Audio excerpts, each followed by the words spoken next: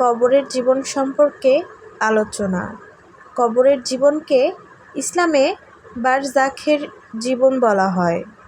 মৃত্যুর পর মানুষের দুনিয়ার জীবন শেষ হয়ে যায় এবং বারজাখের জীবন শুরু হয়।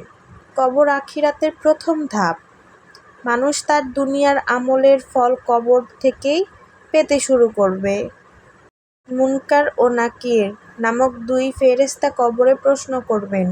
প্রশ্নগুলো হবে, তোমার রব কে, তোমার দিন কি এবং তোমার নবী কে। ঈমানদার ব্যক্তি আল্লাহর সাহায্যে সঠিক উত্তর দিতে পারবে। অবিশ্বাসী ও পাপী ব্যক্তি সঠিক উত্তর দিতে ব্যর্থ হবে। নেককার ব্যক্তির জন্য কবর প্রশস্ত করে দেওয়া হবে। কবর জান্নাতের একটি বাগানের মতো হয়ে যাবে। নেক আমল কবরের সঙ্গী হবে। কুরআন তিলাওয়াত, নামাজ ও সৎ কাজ কবরের উপকারে আসবে। শহীদদের জন্য বিশেষ মর্যাদা রয়েছে।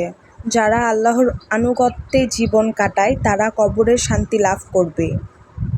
পাপীদের জন্য কবরের জীবন কঠিন হতে পারে। কবরের আযাব একটি সত্য বিষয়। গীবত, মিথ্যা, অন্যায় ও অবাধ্যতা কবরের শাস্তির কারণ হতে পারে। কবরের জীবন আমাদের জন্য শিক্ষা ও সতর্কবার্তা। মৃত্যুর সময়ে সঙ্গে কোনো সম্পদ বা ক্ষমতা যায় না। কেবল আমলই মানুষের প্রকৃত সঙ্গী হবে। বেশি বেশি তওবা ও ইস্তেগফার করা উচিত। নিয়মিত নামাজ আদায় করা কবরের মুক্তির অন্যতম উপায়। কুরআনের সাথে সম্পর্ক গড়ে তোলা উচিত। দান সদকা মানুষের জন্য উপকারী আমল। পিতামাতার প্রতি সদ্ব্যবহার নেক আমলের অন্তর্ভুক্ত। প্রতিটি মানুষকে একদিন কবরের জীবনের মুখোমুখি হতে হবে। তাই আখিরাতের সফলতার জন্য আজ থেকে প্রস্তুতি নেওয়া জরুরি। আল্লাহর সন্তুষ্টি অর্জন কবরের শান্তির সর্বোত্তম পথ। উপসংহার: কবরের জীবন আমাদের সকলের জন্য অবশ্যম্ভাবী।